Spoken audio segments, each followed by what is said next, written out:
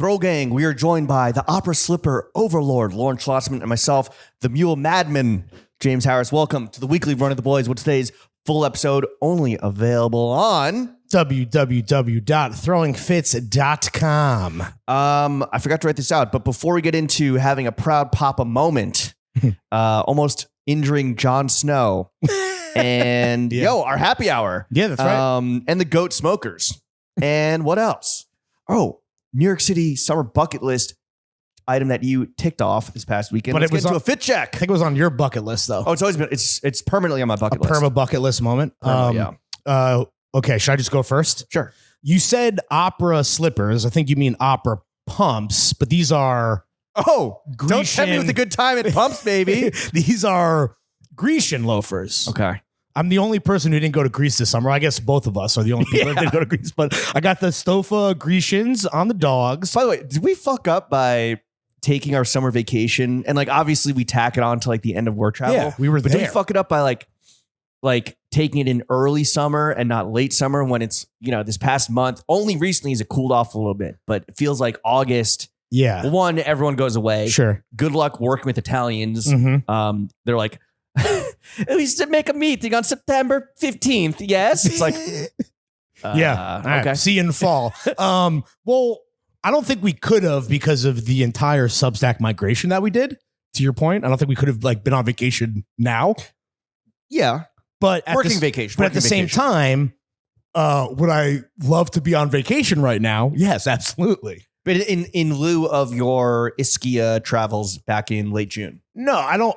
If you're asking me, would I rather be in Greece with everyone or Ischia with my wife and Amine? I'm not asking you that. I'm talking okay. about, would you rather be in Ischia or Greece right now versus like doing 3 weeks of intense work travel, immediately coming back and getting back to the grind and deferring vacation until August, which is typically when a lot of people fuck off. Is there an option to do both? I'd love to do both. You can't do both. You can't afford to do both. I really can't. I don't know if I could have afforded to do one, dude, honestly. Put that Ischia Junior Suite on fucking later on layaway, bro. Yeah, for real. Sort Junior Suites price low to high. I think that work travel was so fun, but so intense with like content creation and obligations that I definitely needed. I always say Decompression. after that much time away, I do feel like a broken man, and it's nice to recharge with the love of my life in a beautiful destination. So I definitely needed it then. Yeah. But yeah, I mean, I'm not mad at like being in the city. We've talked about this before when everyone else is away, right? Yeah. It's just crazy that Greece became, I guess because it's so cheap. It just became like a lot of my food friends that I've talked to about like this kind of deluge of New York City tourism that is happening in Greece. They're like pretty much, I would say across the board, bummed. Because I guess it's like this idea of a hidden gem being uncovered by like the smaller islands and villages and things, Lesbos. So Gomorrah. So I'd rather. Well, Gomorrah is it's that's mafia. Naples, and that's Italy, wrong country. So But think of sodomy. I would have rather been in Ischia than anywhere in Greece. What are you going to personally. link to in the rec center for sodomy? Where am I going to? Yeah. Where's Max going to, dude? 100 Days of Sodom, dude. Okay, so fucked up movie. Your pumps are from your strip club is from Greece. Yeah. Your Bushwick strip club is from Greece. The socks are just like, I mean, listen, man. I pride myself on my recs. This is just a no name, no rec. I think it's just like, I mean, they're nothing. Well, It's the kind of pumps- embarrassing. I want to go back to the pumps real quick. You and I, and I'm not really kind of doing it right now because I got like the Vibram sole. I don't know what this is, like the welted sole. I don't know. They're your Soft boy mules. shoes, bro. Well, Talked about this in the dumper. Talked about this with the Stofa open lace inspired by the Gillies. But the soft boy shoe era is something we are fully ensconced in. Reddit? Yes, absolutely. So a soft boy is being gay for pussy? No, Is it more cerebral than that? a little bit. What but is it's not. it? But it's also not cerebral at all. I know like the Dewey Dudes talked about it. I know it's like a movement. Is that like I'm reading Kafka in the park with the matcha latte? Yeah, I'm yearning. I'm longing. I'm demure. But there's a uniform as I don't well? think it's no. It's just a fucking. It's just like unstructured, easy breezy, beautiful lover boys. Another micro trend. in their kind of like feminine leaning shoes. Right? Okay. Well, I think the shoe we went crazy chunky loafer. Yes. Or just crazy chunk. We went super chunk. Are we overcorrecting? We went double chocolate chalk cookie. Now we're just kind of in the. I mean, we talked about this, like the slim shoe that looks good with socks, no socks. Crushable heel loafers, sleek, still technical runners, but not like insane, like crazy big Asics or Balenci's or even New Balance. The big dad shoe, regardless. The big dad shoe, exactly. Yeah, it's been a fucking soft boy shoe summer. That's all I'm saying. I guess my one point is that while the Stofa open lace is like seemingly everywhere, like no thanks to us, I think we were one of the first people to like really shout about that amazing shoe from the rafters because it feels like a really wearable way to get like gilly laces into your rotation. But I feel like now, because of that shoe, the open lace being on the Summer Jam screen, now people are they're sleeping on the slippies, on the Grecians. Anyway, just another shoe. Listen, if you can afford both, more power to you. I personally cannot. One of them had to be free 99. Okay. And the other had to be friends and fam discount on the top. Ew, tightening the belts. Speaking of which, I have on 1111 trousers being held up by a Metalwood Studio Western belt. The pleaser is Hanes. 1111. Very underrated. They are not talked about enough. Yeah. Like even on a day like today where it's probably like 80 degrees and I am a little bit over wearing shorts. So I think like you kind of have a different mindset, which you'll get into in terms of like summer's almost over. Get your fucking summer gear in. Seize thy nuts. Seize thy nuts. No, 1111 definitely slept on. Definitely Stofa adjacent. And I think that it's just another brand that's like, yo, listen, you get what you pay for in terms of like just amazing fabrication, amazing feel, also amazing. Great rugs. I have a rug from them. Really? Yeah. What happened? Have. Oh, have. They make rugs? Yeah. Honestly, these kind of feel like this could be like a really good, and this is a compliment, this could be like a really good bath mat. You know? Like got your pants at the bath mat store. What's the like physical body like corporal, sir, yes sir, version of mouth feel, leg feel, hand feel. You're Yeah. right. Yeah. The hand feel on the 1111 trousers and anything they make is just fucking, honestly, it's incredible. Well, it's just one of those brands that is like so textile focused. Yeah. That like, you can very few brands, a lot of brands just have their different focus, whether it's like the marketing and the vibe or the price point or scale or, I think a lot of brands are just like, does it look cool on your phone? Oh, right. And then on your IG grid. And then does that necessarily translate into good hand feel? Not necessarily. Usually, no. Usually if it's like they are kind of mutually exclusive. Yeah. Is it a vibe? Is it going to make me feel like I was in New York in 1994? I don't know. Yeah. Versus like brands that I think are rightfully so getting attention for the focus on like the source, the origin. Yeah, and this is what we were talking about last week with even 18 East, but 18 East, Stofa, 1111. I know you guys are small talk. I know you guys are familiar with a lot of these. If you're not, that's what the rec center is for. Click the links, do your own research. What, dude? I can't plug. It's my fucking show. Half of my show. Okay. I can do the plugging for both of us. Okay. The pleaser, speaking of real sick rec, the pleaser's Hanes. Oh. The shirt is vintage Brioni. Where do you get it? This is from Chickies. Yo, new Chickies on the way. RIP to the North 7th location. They're not closing, they're just moving. Is the address the new location public? Okay, so shout out Kathleen, congratulations on the move. Big things coming soon. I don't just mean oversized vintage dress shirts.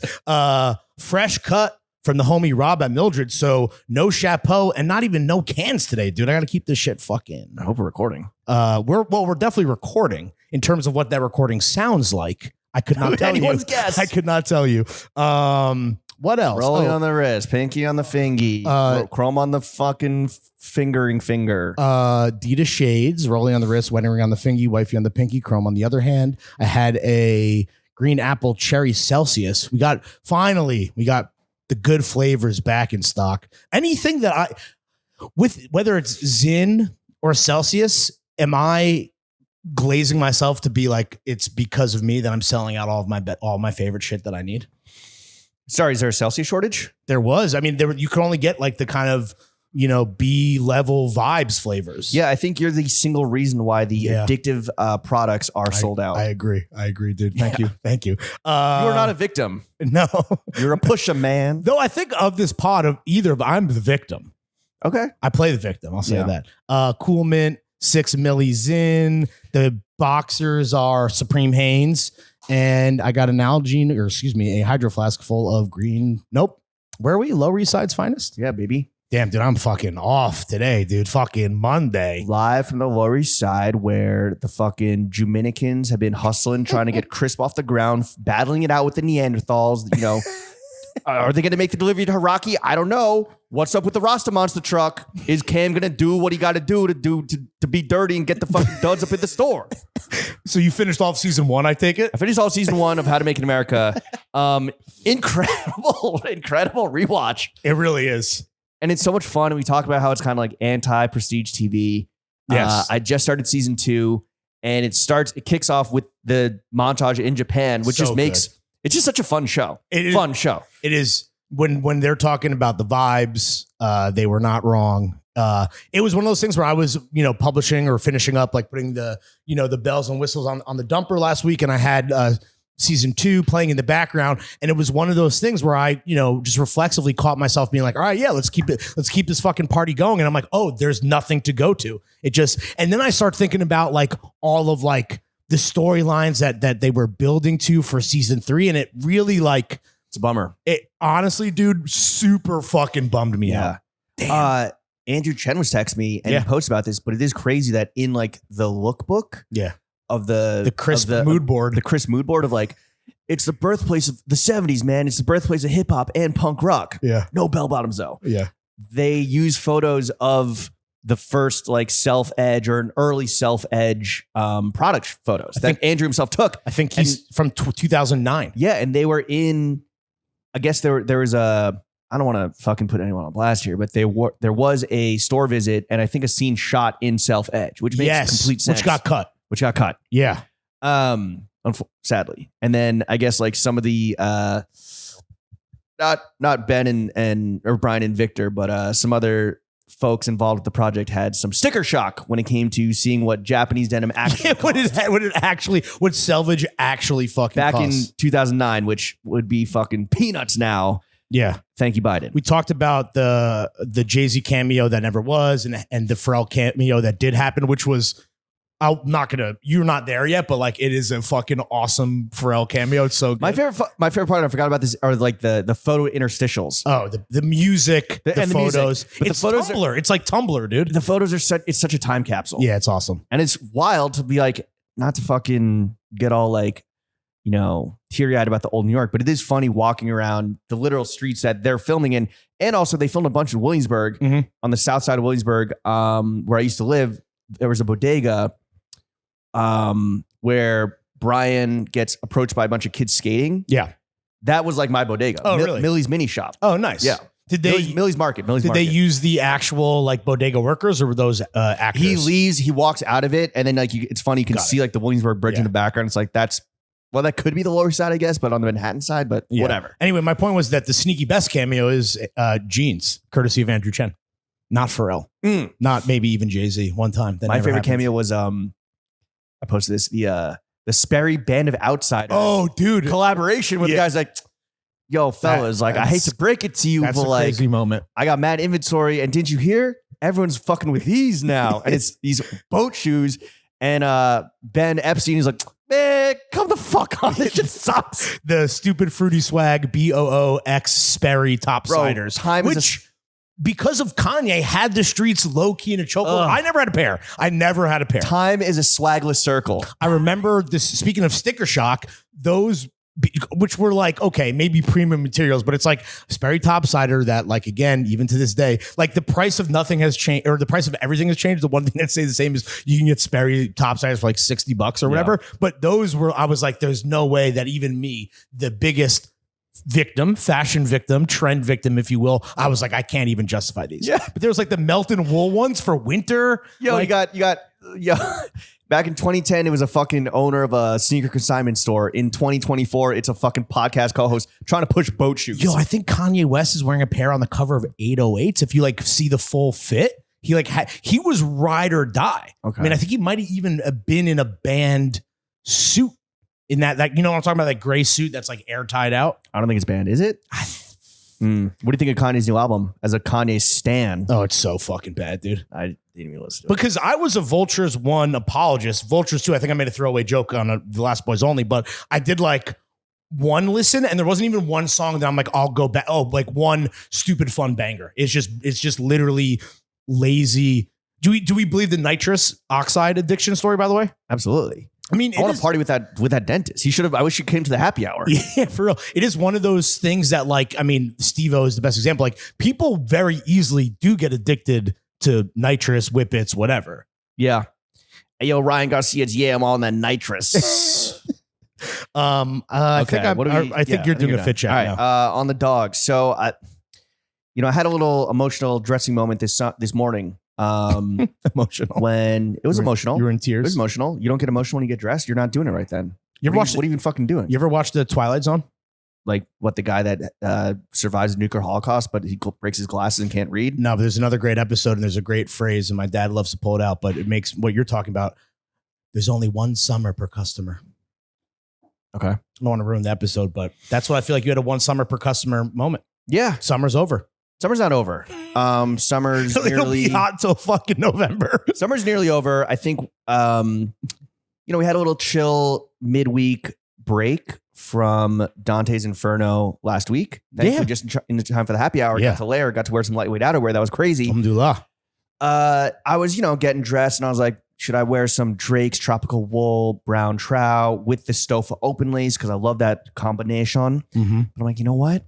Let me throw on some fucking short shorts. Some guy, I think, saw my nuts when I was biking over the bridge. Wait, did you bike over in mules? Yeah. Oh, okay. On the White Ghost. On the White Ghost. So, okay, these are McKinley, like brogued mules, right? Yeah. I got them at a Nepenthes Friends and Family sale back when it used to be good. Oof. Shots fired, but true. Come on. I mean, that's facts. McKinley. McKinley. Shout out the fucking New Zealand cunts. Wait, McKinley, not McKinley? McKinley. It's MC Mick and then KINLAYS. Okay. From New Zealand. They've been making shoes since 1879. They got Irish immigrants they sent Irish prisoners over to fucking New Zealand, probably, right? Absolutely, bro. To kill the Maori that tracks. And commit genocides. Mm-hmm. Shout out to fucking what's your favorite mules? It's McKinley's. So these are OG. You've had these for a while then. I've had these for a minute, yeah. It's throwing on different mule options, the fucking Legace Workshop 101s, the 4S's, Sabados. But I went with these. I don't know why. I haven't worn them in a long time. They look good. Thank you. The shorts are SK Manor Hill. Those are the short shorts you were talking about. They're not short. They're definitely like 5 inches. I love this kind of like melon orange. But when I was biking over, they were literally riding up my crotch. And like they're pretty wide too. So I think like some ball flapping. Like I was getting a nice breeze on the boys. Yeah, hence why someone saw your nuts. A civilian saw it, peep the meat. Yeah, and you know what? The melons. And again, it was just like I'm embracing summer because we're not gonna have much of it much longer. It's these transition periods get weird, just like spiritually, emotionally, physically. I'm fucking singing Talking Heads. This must be the place at the top of my lungs. Damn, you're going through it, bro. Wait, is this like so you're not down bad? I'm not down bad. This is you know what? The soft boy in you is coming out.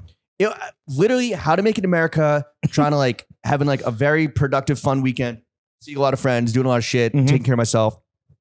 The happy hour. I'm in like a I love New York moment. Oh, dude, I'm right there. Biking over the bridge, singing This Must Be the Place. Fucking fresh summer breeze on your testicles, on your fucking scrotum. Yeah. What's better than that? No, not many things. That's definitely up there. That's one of those things that's not even a bucket list thing. That's just a state of mind, dude. That's a state of being. And while I have a great I love you New York moment that I had from this weekend that we'll talk about hopefully later, one thing that got me emotional watching How to Make It in America, I'm not ashamed to admit this as a proud soft boy. Like not a proud boy, a proud soft boy. Like Bells? No, those are all time, dude. Come on, Lawrence. They got shouted out by me. I I wasn't as tactful in how I described them. But when they walk into the warehouse and see the tees, Oh yeah. I was like, I could have cried, bro. Yeah. With how fucking stoked I was for the boys. When they got the 50-50 poly blend. You need the 50-50 for the vintage feel, dude. And then like they meet the screen printer and he's like, oh man, I think I fucked it up. And they're like, no, this is perfect. I'm like, fuck. You fucking killed it, bro. You know what it is? Like the criticism of Entourage where it's like everything always works out. There was never any like stakes, right? I think it was a criticism of the show, which is fine. Because again, another hangout show of dudes rocking. But in How to Make It America with like, will they get evicted because they have no money because they're broke? Even though, again, chill hangout show, the stakes feel so much more tangible because of like it's regular guys. You could be on the street. It's also it's regular the drop of a tea. It's not. Oh man, am I going to get Aquaman? It's like, is my little art project going to take off? Right. Yeah. Am I going to make it? Is the train going to get delayed? And am I going to make it to the pop up in time? Am I going to be a loser forever or not? Is this photographer taking photos of dicks going to outshine me? Anyway, enough How to Make It America. Sorry. We've done a lot of that. SK Manor Hill, real slutty. You know what? Everyone's like, I'm more of a long shorts boy, but everyone then you have like the 3-inch inseam contingent. I understand like the sluttiness. I can't be someone though that like intentionally is like walk around with like tattoos exposed. I don't know. So you're still gonna sag balls out, but still sagging. Well, on the bike they just hike up, and there's nothing I can do about it. Yeah. The shirt is Studio Nicholson. As much as I want to hold on to summer, Lawrence, the fall collections are dropping. Oh, sure, yeah. Studio Nicholson. You put some pants in the dumper, and you're absolute fucking heaters front to back. Yo, I saw some fucking pleated jeans. I saw some good fucking blousey leathers. The Our Legacy first fall delivery hit definitely dropped a lot. I definitely felt like I will be as broke as fucking Ben Epstein. Yeah. If I keep shopping Our Legacy the way I shopped it this weekend. Oh, you went in? That'll be fun. Not crazy. But then it will be nice to like keep that stuff basically on ice for a little bit so it'll feel like brand new. So you almost get like the dopamine rush twice. Well, you double up on the serotonin. My new favorite sneaker, one of my favorite sneakers is the Arlegace Clove. And I didn't like it at first, but it grew on me so much that I bought a second pair. Oh. So they dropped a new sneaker silhouette called the 10 pin. Yeah. Which I'm like, yo, I'm about to go spend some time in the gutter. Yeah. I'm about to go bowling with the boys. So I copped those even though I wasn't fully convinced, but I think that I'm going to grow to love them. Wow. What a great endorsement for a brand where it's like, because you guys were all hits, no misses, I could be on the fence, but I know when the time is when the time has come and I'm finally ready, like these are gonna hit. So let me put them in the closet. I think it's also like when you know your personal style. I'm not saying when your personal style's dialed in, when you're so dialed into your own personal style and how you like to wear shit, you're like, I know that the way that it's styled here, the way that it interacts with the pants, that it is gonna be something that I will be like.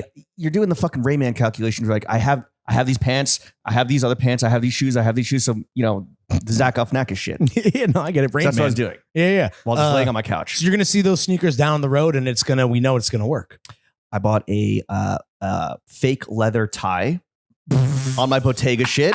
Wait, well, that would be real leather if it was Bottega. Wait, a fake leather like... Well, Legace does a lot of fake leather. Because No. I have a fake leather shirt from them. Wait, so explain to me how you think... Why are you laughing? I'm just thinking about when you would wear that. Anytime I fucking want to. How about that? That's pretty... I'm laughing because it's very ballsy. Yeah, like me bike riding over the bridge. Truly. Yeah. And then I bought, honestly, a little inspired by the fucking blokes of industry at their screening on Monday. Oh, yeah. Bought a DB blazer. Ooh. It's kind of like a big fatty lapel gray number. I like that. From the Natura collection? No, from Our Legacy. Natura is what? That's Workshop, That's Workshop. Right? Okay. I want to find this leather tie. Is it thick or skinny? Is it indie sleazy? No, it's pretty standard shape. It was in a lot of the like lookbook and runway photos from that collection. Okay. This is a black tie with a little bit of texture. Listen, I'm sorry for laughing. I wasn't laughing at you. I was laughing at the idea of you. Sure, buddy. At the shape of you. Made in Italy. This is gonna be spicy. Look at that with a zip up hoodie. Crazy. Yeah, I'll be doing that. Crazy. On my fucking Zuck shit. But anyway, Studio Nicholson, Jill Sonder, cuff bracelet, Bottega pinky, Dita sunglasses, Was sipping on a Topo Chico and have a Nalgene full of Lower East Side's finest. Damn, double D today. Hanes for the boxers. fucking dudes. Hanes boxers. You on Sunny's on? Those are wide. You look like who's the fucking? You look like Elliot Gould from Thank you. Ocean's 11. God, fucking legend, bro. R.I.P. to Those the are- God, bro. Oh, he died? The Long Good Friday. Yeah, bro. Elliot Gould. When did he die? Yo, Hot Jew. is that how you think of him from Oceans? No, I know he's like super hot beforehand, but yeah, kind of. No, he's alive. My bad. Elliot Gould is an American actor, not was an American actor. No, I just think, yo, bro. I mean, what did I say? The Long Good Friday. That's Bob Hoskins. My bad. The Jesus Long Good Christ. The Long Goodbye. Fucking Shout out Robert. fake ass movie guy. Shout out over here. Robert Altman. Honestly, R.I.P. Anyway, All right, fit check, drink check, complete. Let's talk about the week that was, Lawrence. It started off last week, Monday night, straight from the boys only. Actually, no, not straight, because I went home, uploaded files, and then came back into the city.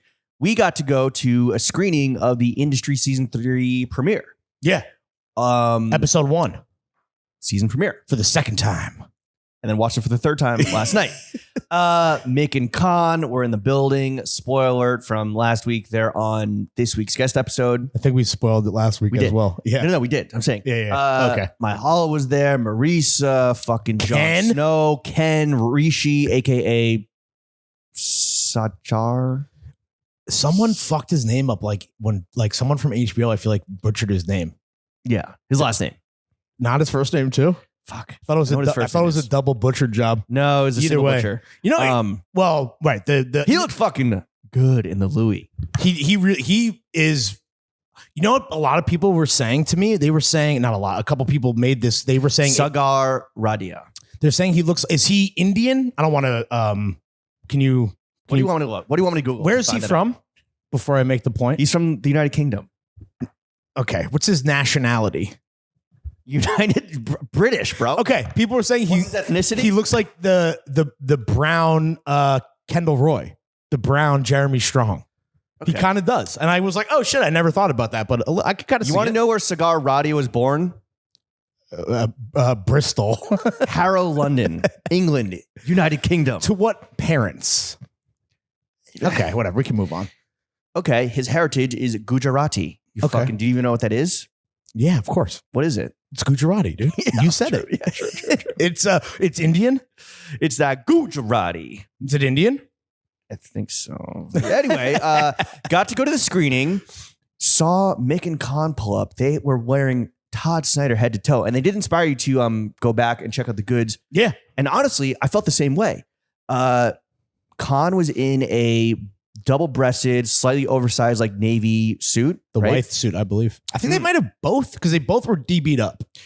Mick was in the fucking chalk pinstripe, which Yeah. I saw that and I was like, damn, I need to fucking. I know, like in my mind, chalk pinstripe. It's either Yankees or it's the Mentos commercial where the guy like sits on the bench, he's like, oh Yeah, fuck, the best. and he rolls and like all of a sudden he's like pinstripe For the job interview. Yeah. A And he, classic like, commercial. He gets it. He's fucking Mentos fresh. But that was like, damn, should I fucking start looking at some chalk pinstripe options? I for feel fall? like I should publicly maybe apologize to you, to the audience at home, and to the Okay. good folks at Todd Snyder. and also cigar, please. Yeah, I feel like my zoot suit at Pity. I needed two sides. Damn, it's just I forgot about that shit. It's just a simple like, when it comes to tailoring, you can go directional, you can go for oversized, but when the silhouette itself is already oversized, you might even need to size down. This is why trying on things is great, because I feel like I like how I looked again, but I don't know if I was the best billboard for the Todd Snyder white suit like Mick and Con were the other night. Yes, That's all. They both looked fantastic. Mick making the yellow translucent sunglasses his signature. Well, when you become a director, you kind of want to have a little signature, flair about you. So everyone looked fantastic. Mhm. Armando, my Hollow's partner, looked fucking. Oh yeah, shout out Armando, dude. Stunning, man. Yo, trophy, and congrats on the engagement. Honestly, I'm like, with season 3 about to pop, I'm like, my Hollow's getting engaged, Maurice's getting engaged. A lot of smart partners out there. I'll say that, All dude. right, all right. No, Oh, you're right. Love is transactional. No, You always say that. people are our capital. Yeah, bro. No, Great tagline. yeah. It was funny. We kind of rolled up and we're like, yeah, we're the boys. We're boys with the boys. And they're like, oh, you press? Wait outside, please. I mean, we floated in. Yeah, and then Mick and Con came up and they were like, no. They're good. They're with us. Yeah, they're with Pier Point 150. Yeah, something like that. Yeah. But we basically had to wait with the wags off to the side. With Armando, with trophy husbands, that's all. Exactly. Trophy fiancés. Trophy homies. Trophy homies, that's a good title. Trophy homies. You have seized thy nuts. We can't be. All right, trophy homies. Trophy homies. I will say, yeah. I have two questions for you, Warren. So let's dig into the first. Hit me. Are Mick and Con the best dressed creators in television? I think we either asked them this on or off mic, or it came up a bunch. And they were so flabbergasted that it even needed to be asked, because I don't know who else. Like, obviously, we're talking about, stylistic moves of directors. You could go to the fucking Instagram directors fits to see for yourself. I think that they are. And I think that they know that they are. And that's where I'm like, interesting, because I don't know what what is the competition? The guys behind the bear. Oh, yeah, Chris Thorin is Drake's for sure. Absolutely. He's only wears Drake's. Kind of like the more menswear vein. Yeah, I think these guys are absolutely take the crown. I love seeing the photos, kind of like the on-set photos that got posted in that GQ interview, where they're wearing like fun, functional shit. Absolutely. It's like, you got to be on set for 14 hours. Yeah. You got to watch, 29,000 lines of cocaine be done. Yeah, but it's not degular New Balance. You need to be which erect penis for today? The cut or the uncut? For today, yeah. I mean, these are the hard, no pun intended, decisions that a showrunner needs to make. Yeah. But absolutely, I think it's great episode. Love those boys. They're the best. Very generous of them to give us some time after like doing fucking Morning Joe and like Vanity Fair. Oh, and the Bloomberg exclusive screening. The Bloomberg exclusive off the Termy, which is so fun. Like a lot of great moments. Like, don't spoil anything from the episode. Okay. Yeah. My next question is how, and I know we've only been friends with them for like since 2021, maybe, when we first did the right around COVID, when we became like internet friends. Yeah, when you and I were industry heads from, me day one, you day two. So I put you on. What's up? I didn't remember this, but you're like, you put me on the industry. I know. I mean, because I remember, and I think we debated on that, where we debate on the afters whether or not it came out all at once, because it was like maybe on BBC first. I don't remember, but I just remember crushing the whole thing, because it was like, okay, now I'm ready to hit go. Oh, I get it. But I'd heard a lot about it from you. Yeah. But we've been friends since we first linked with them saw that they follow us on Twitter and then linked with them on Zoom. And I think all 4 people blacked out on that Zoom. One of the drunkest. I mean, a lot of those Zoom pods were drunk podcasting, but that might be top 3 drunkest. Yeah, for sure. You should go back and listen to that one. But don't. Been friends for a minute. No, I'm saying I should. Been friends for a minute, like several years now, right? Yeah. And I think we've all like cheered each other on and supported each other and loved each other's work. This was such a proud homie moment. Yeah, that I don't think we get enough of. I mean, I'm proud of you every week. Thanks, buddy. I'm proud of you. I'm proud of you. I'm proud of you every day. I'm proud of you every other day, just for showing up. That's 3/4 of the battle. Yeah, I'm a big participation trophy guy. No, I'm not. I don't mean like that. No, I'm being real. But to see these guys got fucking flued out to New York business class, like they're fucking Vic and Cam. Or no, sorry, Cam and Ben. Or no, Victor and Brian. Sorry, I'm trying to. Yeah, I was like, he's gonna get there eventually. Like big HBO week. It's a lot of combinations of names. HBO clearly passing them the crown, being like, yo, it's your moment, right? Renting out a whole fucking theater. Metrograph. Renting out the Metrograph. Yeah. Renting out the top of 9 Orchard. Yeah. Clearly putting a bunch of marketing money behind this, a bunch of big push, a bunch of press behind this. As they should. Including The Only Podcast Matters. Very smart of you. I don't know, no tears, but had a shit-eating grin from ear to fucking ear. Yeah. Watching these guys like just work the red carpet. Yeah. And it's what a pleasure to like see. It's one thing to like, okay, appointment television every Sunday night. I love this show. Or like I've been an early fan. It's awesome to see all these other people like getting on the fucking train before it leaves the station, if it hasn't already. But to do it with a crowd on the big screen, like that's not a way that I've ever probably consumed TV. Like that's why I love seeing movies in the theaters. You say TV again? TV. Okay. What did I say? That's not how I consume TV. TV. It's Be not wary of how you It's say not it. TV. It's HBO. It's HBO. The one thing that was interesting about Metrograph at the screening was the allotment of concessions that you're allowed, which was, I believe it was 1 popcorn, Yeah. 1 drink, and 1 sweet treat, 1 candy. And I'm shocked that you didn't partake. No, well, it was not my one meal of today. Did you eat that day? I had half of a chicken salad sandwich was what I ate. Because I Half a also sandwich. I also ran, and then I saved the half for later. You don't get snacks at the movies? I feel like you strike me as a big movie snack guy. I mean, no, I am especially because like for me, I've said this before, the closest movie theater to me, unfortunately, is Alamo Drafthouse. So like I'll go there and have a meal. Have you been since the renovation though? Yeah. Is it good? Is it better? It's better. I would still just rather go to like fucking Kips Bay. It's just it's a convenience thing for me. Well, the best theater in New York is 2 blocks from here, bro. The Essex Regal. No, I understand. Which you don't go to. I don't understand. Yes, there's rats in there. You got to keep your feet propped up, but the seats recline. That's why Jimmy be snoozing at the flick. Right. No, then that's why I tend to avoid like too comfortable of a seating situation in the theaters. No, I like when I do my like matinee, going to the movies alone, one of my favorite things to do. Speaking of bucket list shit, I'm going to do that on a day where I'm like home in Brooklyn. And I'm just going to go to downtown Brooklyn. I didn't know you're such an Alamo hater. I like the Alamo. Really? Well, listen, bro. When it's the only place you basically see movies, you can get sick of that shit pretty fast. We don't have to order the food there. No, and a lot of times I don't, because I think it's like if I am gonna like blow my allotment.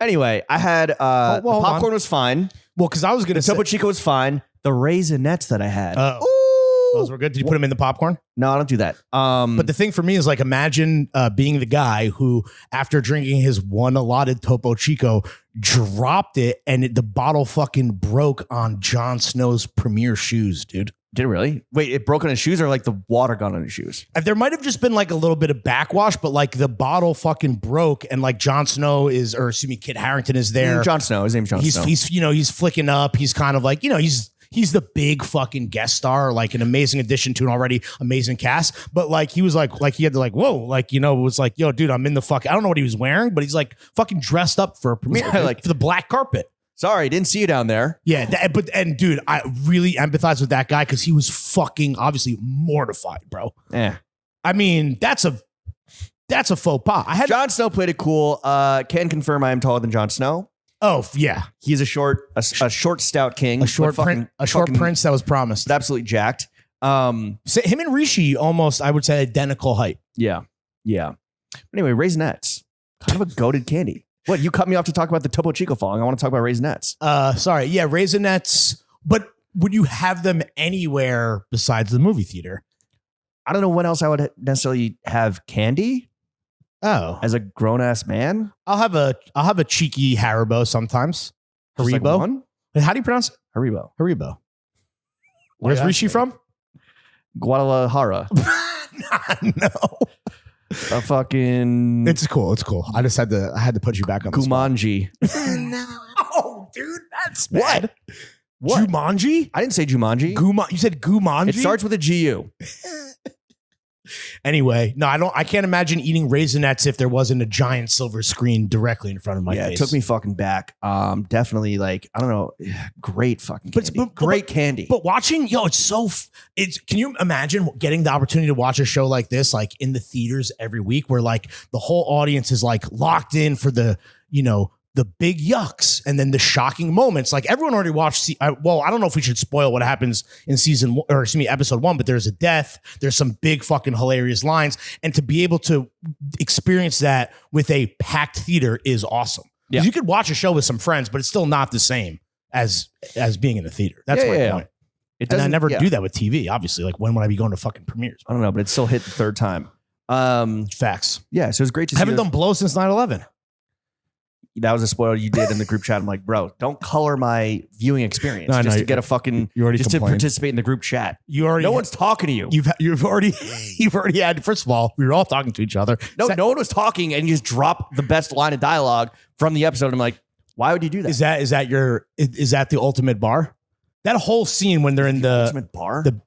Is that your favorite? It's a great line. Yeah. That whole scene in the barrister's chamber is fucking. I think is probably the highlight of episode 1 for me for sure. Oh, I wonder why. Probably shouldn't do blow on Cialis. All right. You didn't say it like that though. Yeah, I did though. Yeah. Great time with the boys at the screening. I don't know. It was just really cool to be like, wow, these guys fucking did it. And not only did they do it, but they're like the kings.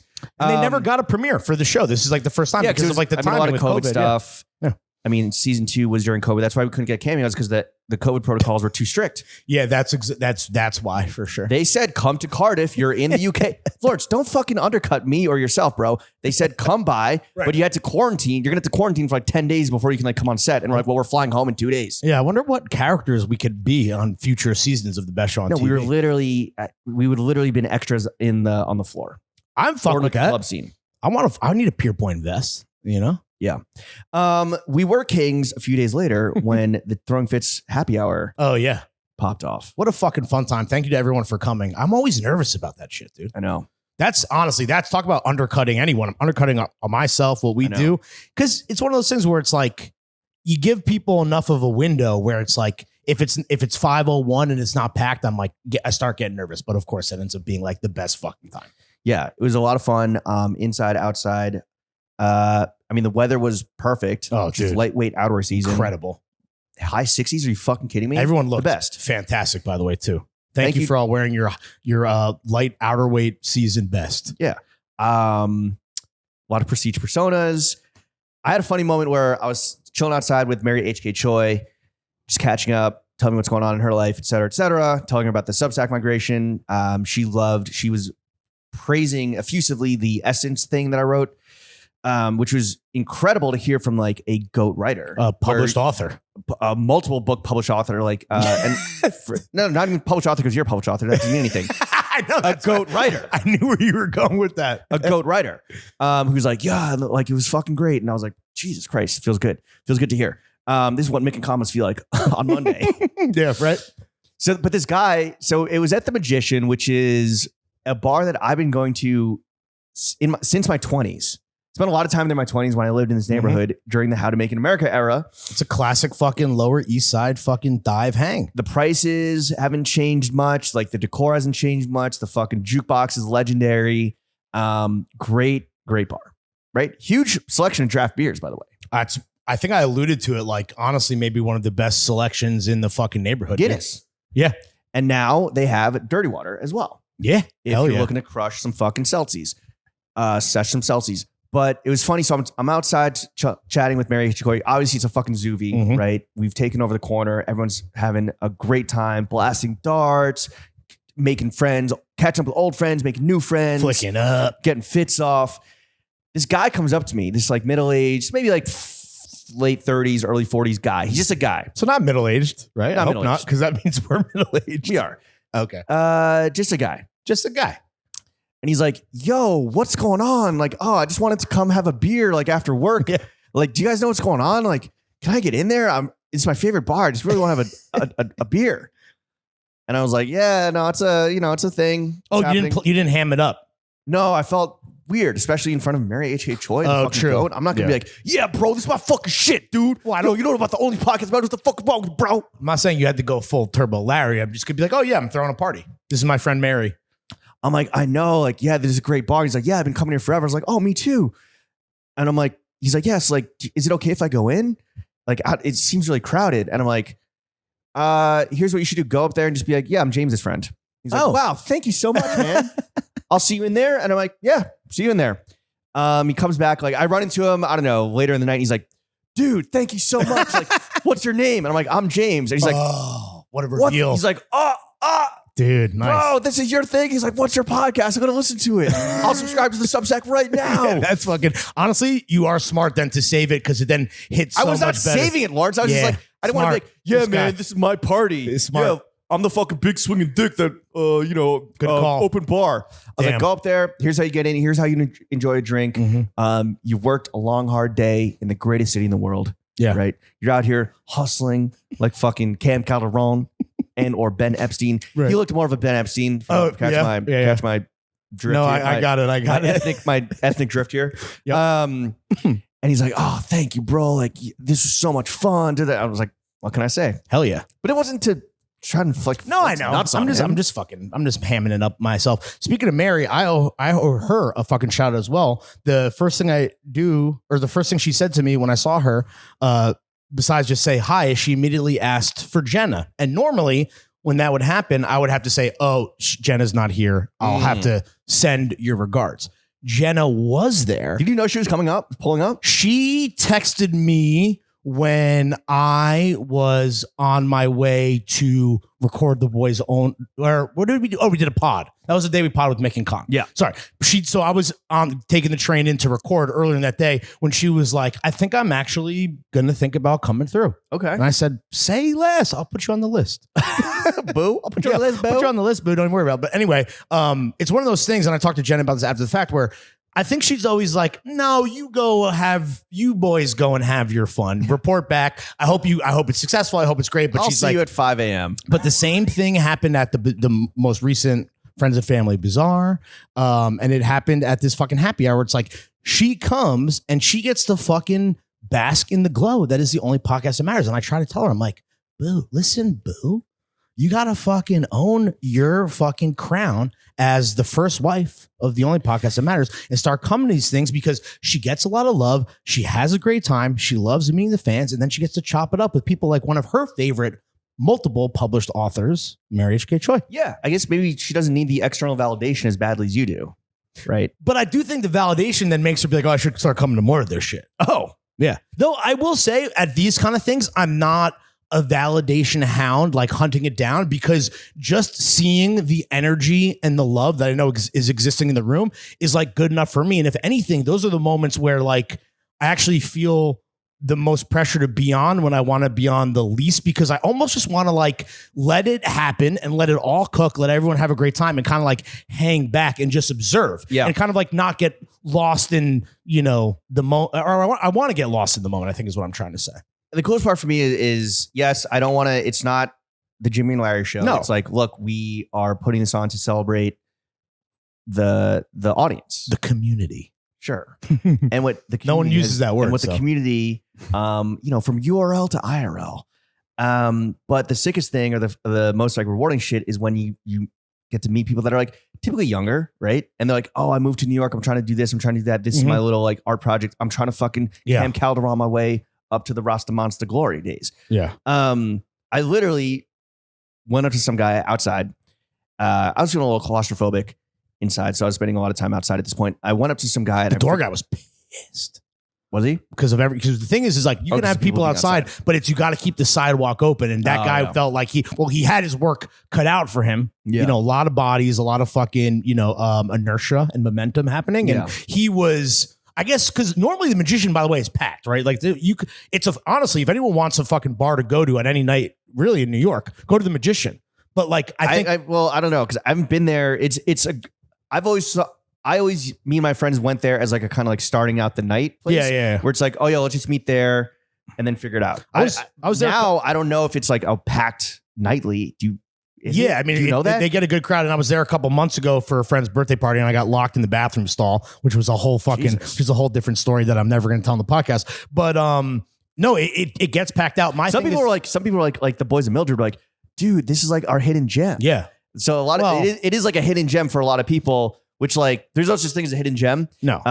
But it is like, like, why you got to make this like the spot now? And it's like, we're not doing that. We're not doing that. It's never going to be like on TikTok, the Magician. But like, what I'm saying is they get a good crowd. As someone who's been maybe more recently than you, I can kind of attest to that. I just don't think that there's normally that kind of crowd kind of clustered right outside of the door. That's what like the shed is for. And the door guy was like really trying to keep the runway clear for you do have a sordid reputation with doormen across this town. Do I? Yeah, bro. Dortmund hate this guy. They hate to see me coming, dude. Yeah, and I'm still getting in anyway.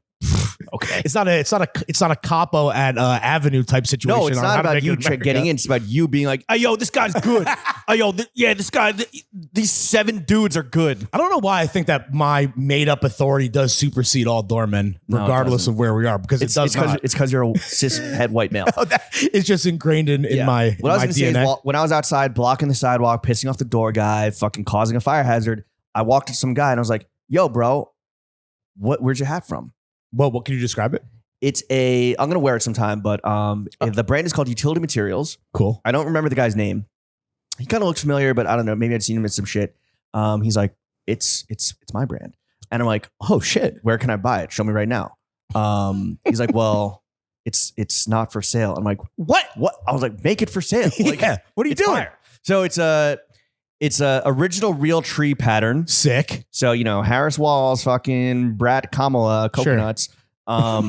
Which, by the way, licensed real tree. Can I just very quickly? So I got quoted in the Washington Post. Yeah, I saw. You've been on your fucking right. Maybe you should be the published author because you've been on your fucking pen game, bro. Shit's been strong as hell. I just want to say that unfortunately, I want to get my full quote. I don't remember what was in the Washington Post. Can I say something just real quick? Yes. And you promise to just hear me out? Yeah. Okay. Imagine for 1 second that I was just doing the exact same thing that you're doing now. How do you think you would react?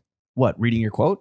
If I was like, hey, can I pause? Can I read my full quote that was cut off? That wasn't in the full thing wasn't in WAPO. I'd like to read it. Do you think that you would fucking be very pissed off publicly that I was doing this? I would be like, yeah, Lawrence, go for it. I'm not going to be combative and try to imagine an alternate scenario that isn't happening. Yeah, James, my go full for quote. It. It's clear the egocentrism of Bushwick/Brat brain rot is nearing full permeation of certain neighborhoods and timelines when Tim Walls, an avid fisherman, gets accused of ripping off $9 Cortado core and committing blue-collar stolen valor, as if blaze orange on Realtree camo hasn't been a standard outdoors color scheme since JFK was getting domed up in the Oval Office. God damn! So Talk your shit, Jimbo. Shut up. I was really trying to get... serious. That was great. Thank you. I was really trying to get domed up in the Oval Office in The Democracy Dies in Domed Up Darkness. Yeah. Paper of record, as well as blue collar stolen valor. Because that's like people were like, yo, how could he fucking rip off like praying in Chapel Row? And it's like, what? Like, this man is he's a real outdoorsman. Blue collar stolen valor is incredible. Yeah. Just as a concept.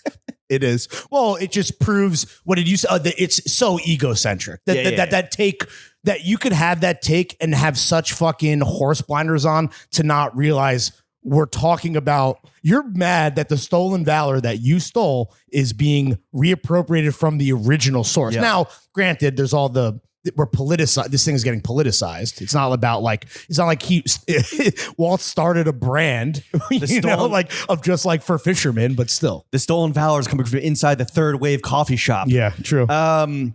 Okay, so it's an original Realtree pattern. You kind of like blew it up a little bit, so it's like a little more abstract, but you can tell it's Realtree. And then it's like blaze orange. First of all, the fucking little like knob on top, that's a nice little detail. The button. And the symbol is like a gear, like a cogged gear that kind of then incorporates into a spiral.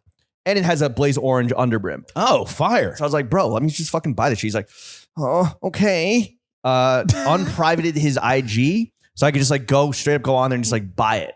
And I'm like, thanks, bro. Like, why are they not for sale? What was the reasoning? I think he's like, I want to do a brand like I don't know. He like was hemming and hawing. I'm like, bro, it's good. It's not that deep. Put it out there. Put your shit out there. Yeah, what is the brand called again? Utility Materials. And we don't remember the guy's name.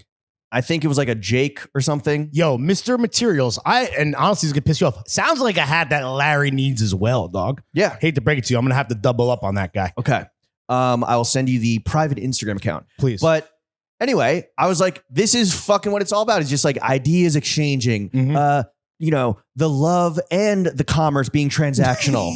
Yeah. So those are just like my two highlights from the happy hour. That's all. Yeah, it was a great time. Thank you. Interacting with the common folk, interacting with the fucking denizens of our world. Okay. The common folk being the guy that one guy. Okay. What's going on here? I was going to say, because if you listen to the only podcast that matters, you are an upper echelon elite class of citizen yourself. No, thank you again sincerely for everyone who came through. It was fucking awesome. And hopefully we can do more of these. And the first of, I think like one of the reasons why we migrated to our Substack was they have a events team. Yep. And they have an events budget. Shout out Matt and they want to continue partnering up to do bigger and better things. This was just like the easiest, simplest, like, let's just do a little celebration. Yeah, I had the same, and this is my own fault, like my final point would be the same like awkward interaction that I am kind of like making awkward, where people are thanking me, and I like, because of the events team, because of how awesome the staff at The Magician is, people are like, yo, thanks so much for doing it. And I'm like, don't thank me. I'm like, we just like, and sure, we're the fucking fulcrum here. We're facilitating this thing. Obviously, it doesn't happen if, we don't fucking make it happen and connect the dots. But it's like,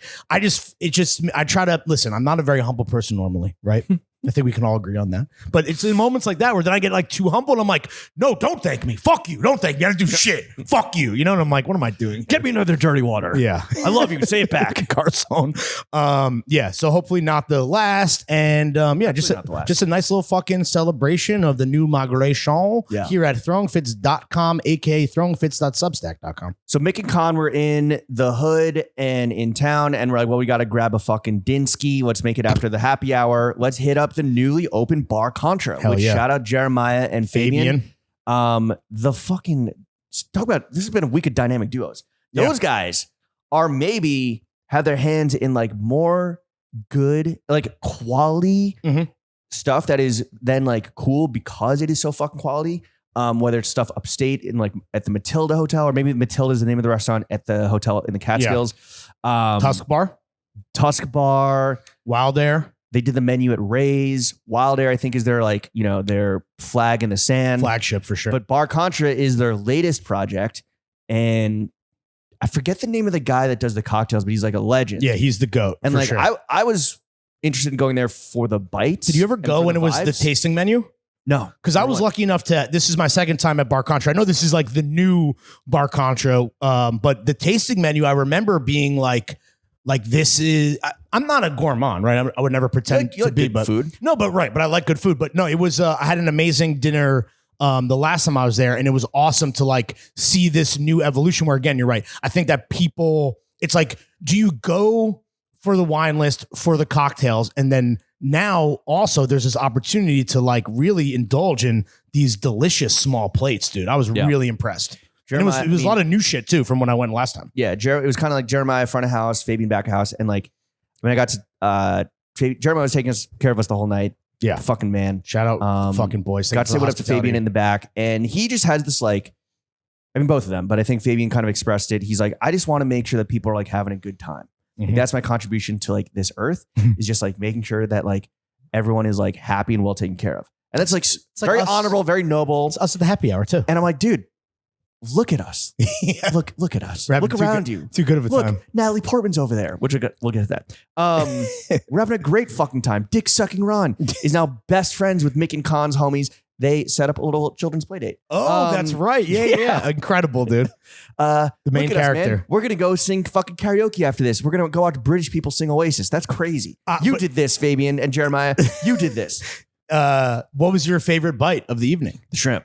Oh, yeah. You really love shrimp, dude. Bro, I cooked shrimp for lunch today. Damn, dude. You might get iodine poisoning straight up. I get so much shrimp. I got iodine poisoning. It's funny because my thing what mean the world to pimp? My paper, my steak, and my shrimp. That's facts, dude. 3 major food groups. You're a shrimp guy. Not that I'm not a shrimp guy. I'm a big wingsman, and their fucking chicken wings. Oh. Bro.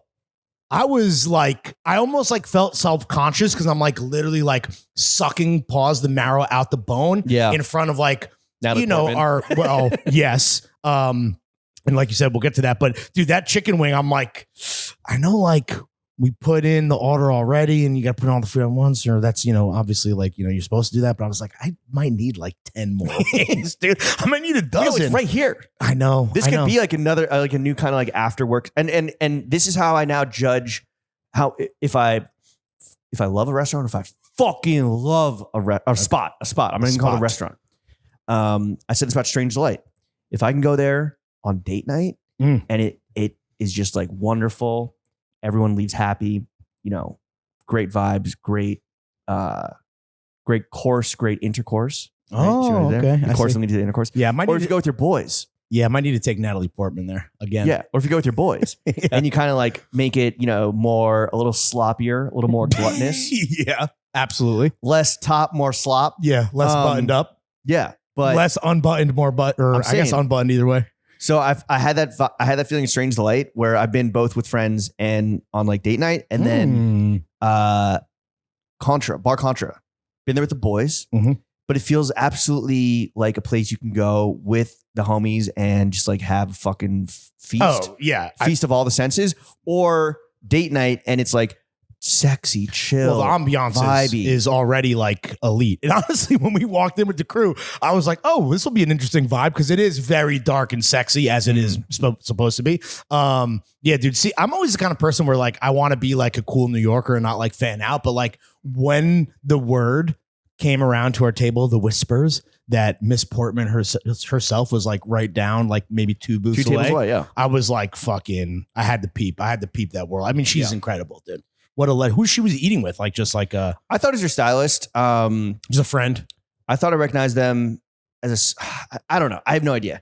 But yeah, I mean, she's elite. And you're right. It's like one of those people who are like, I wouldn't think I would have been starstruck either, but it's A-list, right? It's Portman, bro. Garden State. Dude. Your favorite movie. I was going to say, for me, Closer, I think is the Clive Owen flick. You know what I'm talking about? I recently watched Black Swan. Shit slaps. Oh, dude. Black Swan is probably the best Aronofsky if I had to I've been meaning to do the Attack of the Clones trilogy.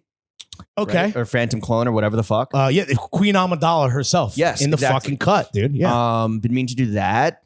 Apparently Lady in the Lake.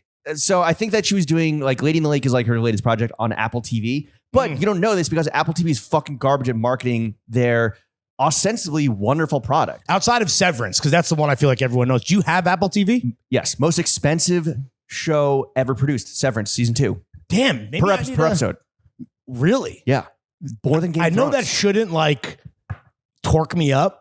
Because that doesn't more money doesn't obviously equal a better product, as we know from the fucking MCU. But when I hear that, I gotta shout out Adam Scott. Okay, sorry. Severance season 2. Each episode reportedly cost more than $20 million. With its 10 episode total, this means season 2 cost more than $200 million to create, making it among the most expensive projects on television. That is the budget of a fucking Marvel movie, straight up. If not half the budget of a Marvel movie once you get into the marketing. I have Apple TV. And I just want to say it is the worst user experience for any app. And I know Apple is all about fucking, they changed the fucking face of fucking humanity with the iPhone and how easy it is to use and this and that. This fucking app is dog shit. And I know this because I just went to watch the new Casey Affleck and Matt Damon movie, The Instigators, which was mid as fuck. Why'd you watch that? It's like 41% on Rotten Tomatoes. Why'd I watch it? Because it's a movie. Because it's a movie of that a dude made with his best friend's little brother. Why did Sir Edmund Hillary climb Mount Everest? Because it was there. Yeah, and that's you with movies. Yeah, and it will not be included in my summer movie awards piece that will hopefully be dropping on Friday because it was not good. Not hopefully, and it will be dropping, and it does not deserve any recognition whatsoever. And like obviously that's like front and center. That's a big banner moment for, I guess, Apple TV in terms of their like original fucking, movies that they're producing. But I'm like, oh, what other movies are on Apple TV? You can't even like toggle to a movies tab. It's just like one fucking screen, and half of the shit that they're promoting is just more shit to buy so that you could watch fucking the NHL or fucking football on there. And I'm like, how do I search the movies that are ostensibly in your fucking library? Can't do it. I don't know if it sucks. I don't know if they aggregate that much content or if it's just all Apple TV original programming, but it is wild that like Lady in the Lake is supposedly very good. The Jake Gyllenhaal vehicle, presumed innocent, Conrad was talking about he was saying how it's fire. incredible. I've never heard of either of these things. It requires going to Bar Contra and being like, why is Natalie Portman in New York City? Oh, for Lady in the Lake. It's on Apple TV. Great. Maybe I'll give it a fucking shot now. That's what it takes now. It takes Googling an A-lister, going to the news tab of Google results and seeing why the fuck she would be in your city. Yeah. But it was cool to see. I mean, I can't imagine, like, if you like, okay, who do you want to see in a restaurant that's really going to put the night over the top with the whole crew? You're going to have your list of people. I don't know if like Natalie Portman jumps top of mind, but when she's in the building, it's palpable, dude. That's a different type of A-lister energy. And I've never been more jealous of my homie Tomas, who you met, who is working at Bar Contra, I believe part-time now, a very talented actor in his own right. And just watching him, like, explain the menu to Natalie Portman, I've never been more jealous of this man in my entire life. Yes. I was off a few Dave Arnold creations. Mm-hmm. That's the guy, the legend behind the cocktail program. Mr. Arnold. I was off a few Arnies. Mm-hmm. And so I did try to time a bathroom visit with when she and her dinner mate or drinks mate, I don't know, were exiting. I did try to time it so I could like kind of like be like, not like, and then I was like, what do I say? I thought we was to say you wanted just to get a sniff, just a Jimmy sniff, Ew, smell the bro. hair, dude. I don't know. Sniffy? You're the one who's trying to set up the drive-by. Yeah, but I would have been like, oh my God, like join us for some shrimp, please. We'd like to go to Winnie's for karaoke. My British friends are going to sing Oasis. Would you like to meet Mr. Dick Sucking Ron? Yeah, imagine introducing Natalie Portman around the table. These are our friends Mickey Khan. They have a little show called Industry. You might have heard of, new Sunday Night Slot on HBO. This is my best friend from college, former roommate, Dick Sucking Ron. Natalie Portman would be like, I'm calling the cops, dude. Like, straight up.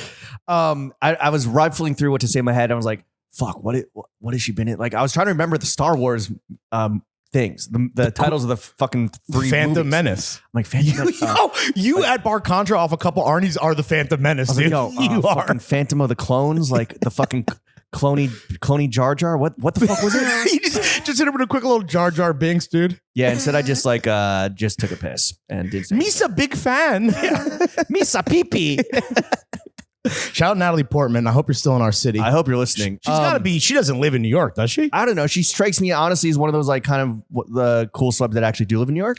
Oh, because you're not going to get Phantom Menace, presumably, like you would in L.A. Right. By some fucking, right. psycho By on the street. Bizarro Jimmy in LA. Yeah. He's just fucking going like this all the time. Yeah. Taking pictures of himself. Anyway, Lawrence, I have terrible news.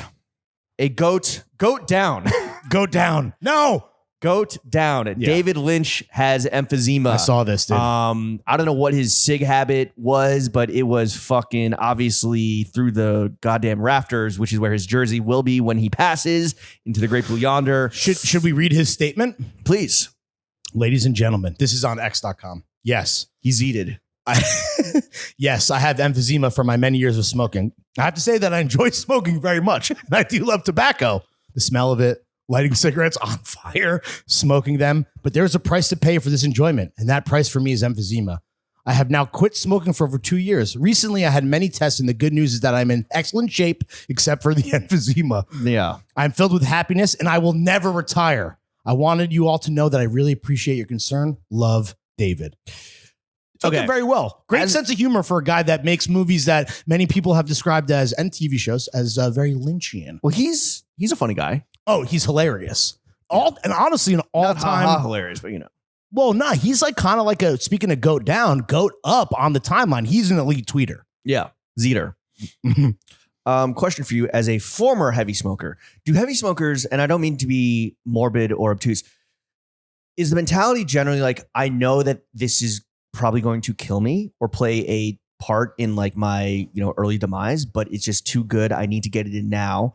Or is it the mentality more like, nah, I'll be one of the lucky ones, or you don't even think about like the health repercussions of just like sucking down smoking tobacco and chemicals all day, every day. Let me answer your question with a question. Have you ever been addicted to something? Because you're trying to explain. So in all seriousness, my mentality, unfortunately, of those two was definitely the naive latter one. It's not going to be me. I'm going to live forever. Yeah. I'm invincible, which is just, fucking being stupid. Yeah, I mean, seeing that. I'm not trying to downplay it. I'm literally like, like because he comes off, he's like, yes, I have emphysema, but it was worth it. Yeah, low key, right? Or high key, honestly. And again, a little cheeky as Lynch's want to do. No, I think that it's like, I mean, you'd have to be even dumber than me, a dog brain moron, to think that like it's not going to do anything, especially if you just smoke normal cigs and you're not like with all the poison in them versus like an American Spirits, the healthy ones. Dart Blaster, the healthy cigs. What were those like healthy cigs? Hestia. Yeah, they were just trying to. Well, that's a natural. That's a no pesticides. No formaldehyde, no additive poison. That's like just a tobacco. A natural cigarette, which honestly, I will say, I hate American Spirits. I was never the kind of person that was going to quit smoking real darts for those fake darts. I do not enjoy them. The pull is not the same. I could go on. Hestia, not bad. With that said, I have basically totally quit smoking thanks to my new addiction is in. But yeah, right. I was definitely the latter, bro. And even now, when I still sneak a cheeky one, I'm thinking about how I'm somehow going to beat God, right? Which is obviously and God hasn't figured out how yet to smite the sinners of the world. They'll find out in a couple of years. That's like the big thing that I think we've talked about. That like I was at Rockaway Beach this weekend, and I'm asking, I'm being polite, asking if anyone wants zins, and people are like, oh, like maybe they're not as familiar with the basically memification of this shit. But like, I'm like, yeah, in like 3 years, we're going to hear some very fucking heinous shit about how these disintegrate your gums. I have no doubt. If you're lucky, that's all they disintegrate. Oh, dude. You don't think I got 3 years? Huh? No, I'm saying I think the gum recession is real. Right? That's been established. Biden's economy. That's been established. You see Emma Chamberlain's chompers, bro? She was a smoker, right? Big zinner. Well, no, I know she's a born zinner now, or maybe she wasn't a born zinner. As a zoomer, I think she's a jeweler. Or a vapor. You kind of hit me with like, who are some goat smokers? And I was just like, yeah, like I was thinking about, it's actually funny. You put down a bunch of dudes. I immediately thought of like women. So I guess for me, it's like clearly it's like a sex thing. I don't think it's a sex thing. I think it is a sexy thing. Oh, you take this little fucking cylindrical object, you put it in your mouth. Yeah, goat smokers. Lynch is up there. Yeah, right. He always was fucking burning one. Mm-hmm. My first one, Serge Gainsbourg. So much so, that as a tribute to him, they had a bunch of little fucking frog children sucking down Les Darts while singing a song to him, and then he's just crying tar-stained tears down his fucking handsome but ugly face. Maybe the most French moment that has ever existed in the history of the world. What was that breakdancing at the Olympics? Yeah. Sorry, I can't wear the cans today. My Made in Lithuania do-rag was left at home. Yeah, Billie Eilish going crazy. Yo, but no, I was going to say shout out. This is crazy. Like shout out to Spooky Black for getting a silver medal in the women's breaking Olympics. That's a huge move. For me, the first one for me right away, Kate Moss. I mean, who looked better? Forget about the fact that she's blasting a dart on a Supreme t-shirt, which wearing a Supreme tee on top of that. No, for me, that's like the two hottest smokers that my fucking horn dog brain immediately goes to. It would be her and then Sienna Miller. Is she a known smoker? Yeah, I mean, yes. Or just like papped up with the fucking what would it be like? What is the a known smoker like in their lore or like the lexicon they're known as a dart blaster? Like John Daly. Oh, dude, come on. Like, I feel like cigs are part of his absolute founding lore. His brand? His personal brand. Sienna Miller, not so much. Okay. She's like on her health shit now. The Olsen twins. Fair. There you go. Not like, and I wouldn't say they're like babes. They're obviously icons, but like, and only which one of them is the bigger smoker. They both smoke, but one. Sure, I can never tell them apart. All white twins look the same. That's true. Okay. Anyway, who else? Obama. Oh, duh. Couldn't kick it, bro. Yeah, dude. Couldn't kick it.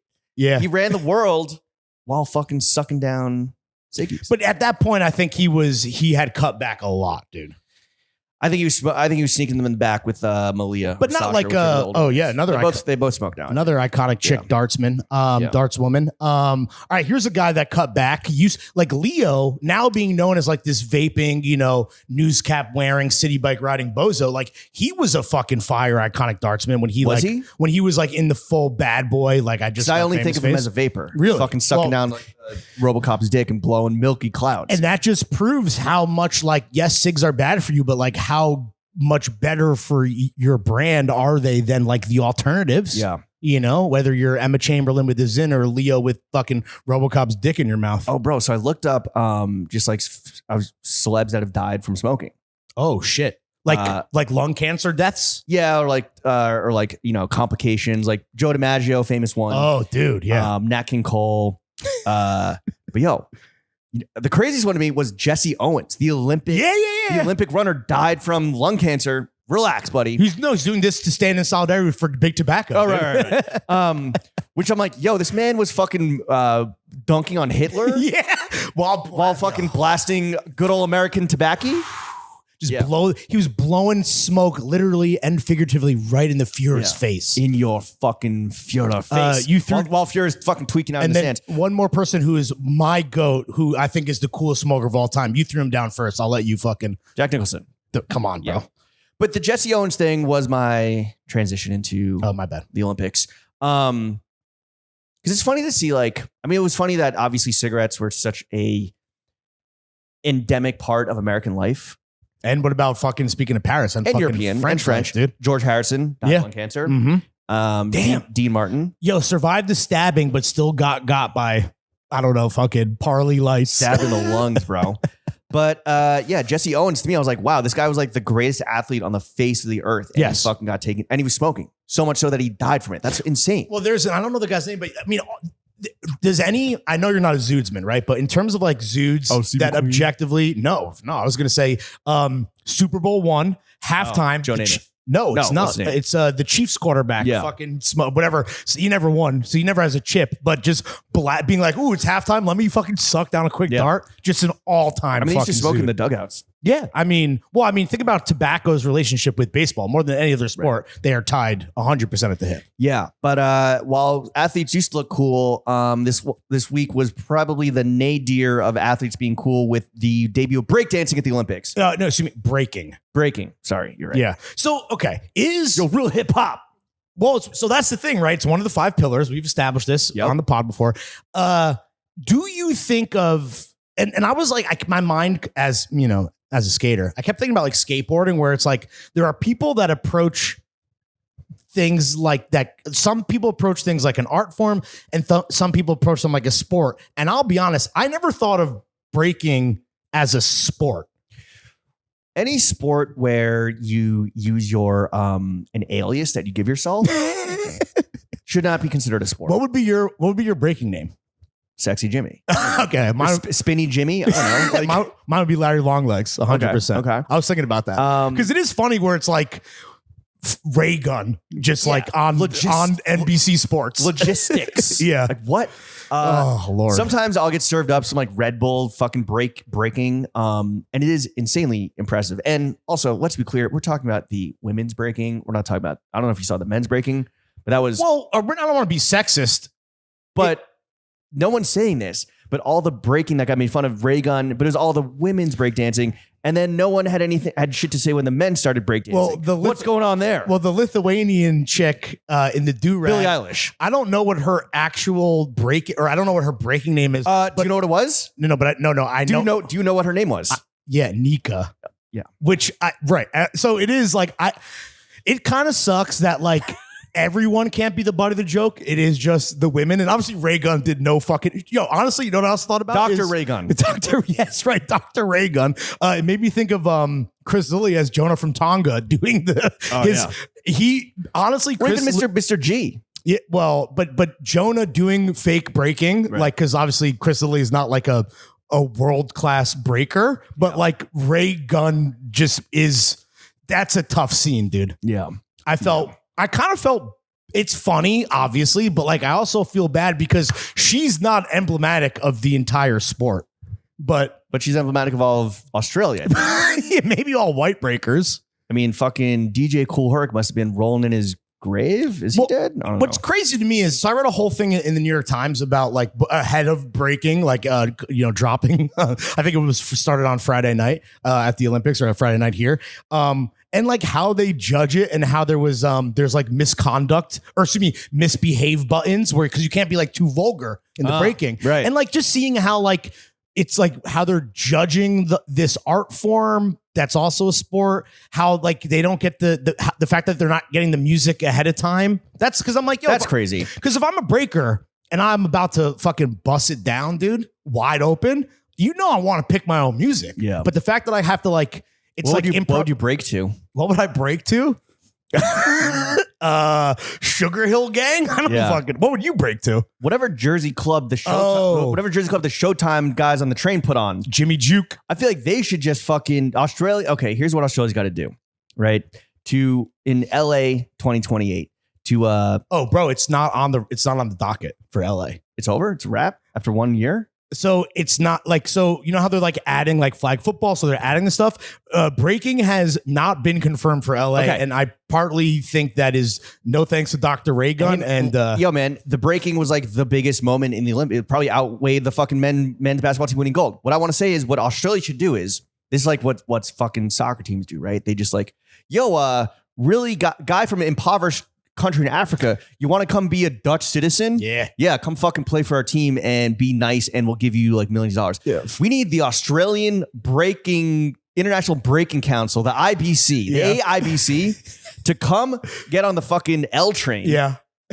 Ride it from East New York to 8th Avenue a few times, scout the Showtime boys, and get yourself some fucking real talent. Yeah. Get Raygun, Dr. Raygun, excuse me, put some respect on her name, out the fucking cunty paint. And just give some Dominican guy citizenship to fucking Australia. Some 16-year-old kids that are like, shirtless, just fucking swooping down the handrails that are incredible. It's insanely impressive. Yeah, when I watch the Showtime shit, I'm not out here judging. I'm not moving my sliders. I'm not trying to award any I'm type of slapping fucking... the more misbehave button. I need more misbehaving. More misbehaving. Yeah, I'm not trying to fucking award any, trophies and necklaces based on precious metals. So these kids, it's art, bro. I'm just letting them cook, put a little money in their pocket. I just...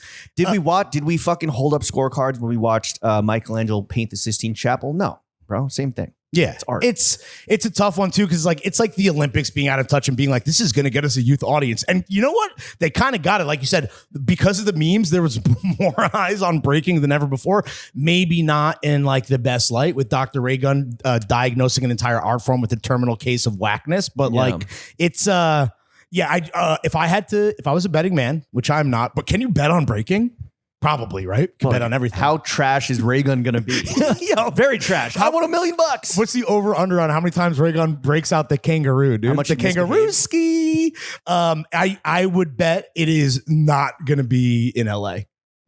I really think that this was this was a bad look. Some guy who was like the president of some other like breaking council, not the AIBC, but an actual thing. And this goes back to the sexism thing. He was like, so we looked whack as fuck on Friday night. But then after the men's thing, he was like, I'm paraphrasing here. He's like, oh, we're so fucking back. And it's like, damn, dude. The boys are back in town. No, it is crazy that the Lithuanian do-rag wearer did get silver. That's crazy. And she's like a prodigy, dude. Who won gold? So the Japanese favorite, he lost. That was the other thing too. Like, so the to get real for a second, one of the issues that I read about, because I was confused about the whole judging thing, is that the audience watching at home, like the rules, not that there's so many sports at the Olympics and so many things are trying to, get a little airtime and, people are tuning in. The audience at home is like watching the guy from Japan, like go high flying, be fucking crazy. But like all the categories that they use to like judge freezing. This. Well, that's a move, but like, I don't know, the amount of fucking, I try to look it up. I had a whole thing like saved where, well, the way that they fucking judge it. We don't have to break down the rules of breaking. Well, no, at the Olympics, right? Because like, how do you judge it? Okay, there's execution, musicality, originality, technique, and vocabulary. And that's the range and quality of the moves. That's what vocabulary is? I have it all right here, dude. Yes. And I think that the audience at home watches like a guy from Japan who clearly like is obsessive about breaking, right? And is keeping the art form alive. And is like, he's doing flips and freezes and that guy's getting eliminated in the group stage. People at home are like, what is going on here? And if you cannot fucking... That's true of every Olympic sport. I don't know how dressage works. Yeah. I see a horse jumping. I'm like, damn, that motherfucker give him the gold. Do you want to guess? And then they get turned into glue. I know the U.S. got bronze. And then, let's see, men's break. Because what country would you think to it? I would have expected Japan, not even knowing the backstory. I'd been like, well, dude, because who's more obsessive about that kind of culture than the Japanese? About culture vulturing? Well, it's not Japanese. Vulturing when you're that respectful. Sure. Okay. I would say the Dutch, the Brazilians, the Americans, I guess, and the French. Okay. The gold medal went to a Canadian. Fire. Wait, is this men's or women's? Men. I'm looking at men's. Wow, sexist. Men's, Canada got gold. France got the silver. And then good old USA bringing up the rear with the bronze. And then Japanese homie lost in the bronze medal battle. So they were fourth place. Okay. What it got me, whatever. Olympics over. We never really caught the Olympics bug. But I didn't see the Tom Cruise zipline stunt thing. I watched it online, but like... I watched it online and was like, wait, was that the whole thing? Checking it, fixing his hair in a fan's selfie. Did you not see him drive his... First of all, he's wearing the Mission Impossible Ethan Hunt fit. So like... Right. Which I think he just wears every day. I don't think so. Like he doesn't... you think Tom Cruise is like dressed down? Like he's about to go on a fucking impossible mission? He gets on his Harley. Well, he drove into a fucking cargo plane. And then with skydiving, they didn't know there's all the promo. Okay. He basically just did a whole... This is for this is all promotion for the final chapter of the Mission Impossible film franchise. Dead Reckoning 2? Part 1. This is part 2. 1, the sequel. I was not impressed by the zipline either. I'll be real. He's cool, and he's America's greatest export. And I love that he's there to bring the Olympics to Los Angeles from Paris. So this is where I started like already souring. We're not going to talk Olympics for 4 more years. I guess maybe 2 more years Winter Olympics. True. You have a lot to say about breaking, clearly, the rules. When Billie Eilish started getting involved, and she's part of this whole like Brat Summer movement, whatever. Mm-hmm. It dawned on me. I was like, holy fuck. And we complained about this last week where it's just like the Olympics has become just another cultural moment for brand activations, for influencers, for celebs. Imagine, and that's in Paris, the city of lights. Yeah. Imagine that in the city of angels when you're at ground fucking zero of influencer, narcissism, brand activation, money. Yeah. All that shit. When these two forces collide, it's just going to be like, I can't even. Hell on earth. I'm like already aghast and pissed off at what the Olympics 2028 is going to be in terms of like you either watch the Olympics or you don't. I don't want like my fucking like the cultural social media aspect of it to like be so porous with it that they're like infiltrated one the other completely. Yeah, well, I can't even imagine how terrible this is going to be. Well, there's definitely a certain type of LA person that is already gearing up to like really. It's gonna. I mean, we talked about we've used the phrase "clout chasing Olympics" before, probably to describe some time that we were in. I think we were in LA talking about the Fear of God fashion show. Yep. I think we called it the clout chasing Olympics. This will actually be the clout chasing Olympics, and there's going to be a certain type of LA resident who like relishes that, and that is definitely a terrible person. That's a demon. And if you're one of these people that lives in LA for whatever reason, and you're one of the angels against that, you got to leave the city. You just got to get out. You should come to New York. We welcome you with open arms. I mean, it's like when LA itself is the main character of the Olympics, right? Because like that's, I don't know, kind of always tends to be the case with like the Summer Olympics, at least. When LA becomes the main character and then like it is full of people that are just like, they live their entire lives just to be there. And like Fear of God show was a perfect example of like and everyone was doing anything they could just to be there. Yeah. Just so they could prove that they were there. Yep. For fucking IG, whatever. Mm-hmm. And like when it's gonna be 2 weeks straight of that. Yeah. Fucking, oh my God. And not just Americans. Wait, 2 weeks? It feels like the Olympics have been going on for fucking 6 months. I think the Olympics bro. are 2 weeks. I think Jesus Christ, dude. Yeah. I think from opening ceremony to closing ceremony is like 2 weeks. I think. I don't know, man. If I'm already, I think we're already been like the Olympic Doomer podcast. I can't, is there any chance it's good? Well, they got flag football. I saw some article that maybe baseball. I saw an article. Right. I saw an article that I don't know if MLB guys are going to be in it yet. They don't know. Yeah, I saw an article that which honestly, great. I want to see the. No, you want to watch the College Baseball World Series. I want to see that homophobe from the Red Sox, your team, makes sense. You want to watch some aluminum bats? I want to see him drop some slurs I've never heard before. No, what I was going to say is that I hate crime with an aluminum bat. That's a joke. What was I going to say? Oh, the people planning the LA Olympics. One of the biggest concerns is traffic. Oh, they're fucked. And parking. It's over. The organizers of the Los Angeles Olympics have said that they are planning to make every single venue only accessible by public transportation. No chance that works out.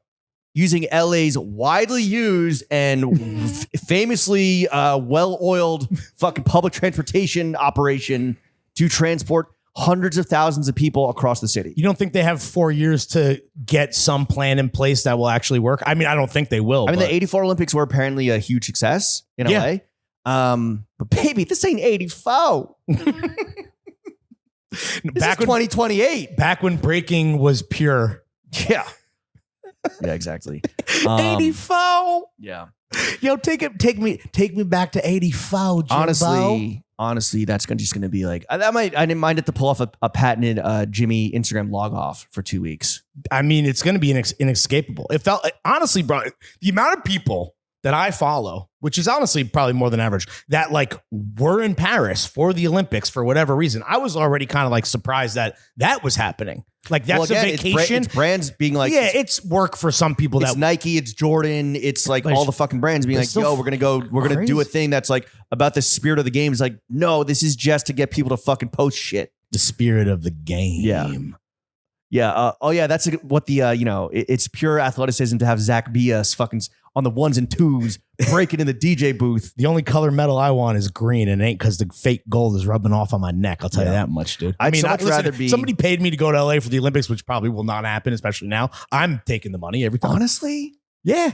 The content that would come out of us being miserable would be incredible, dude. It'd be so good. Nightmare scenario. Nightmare scenario.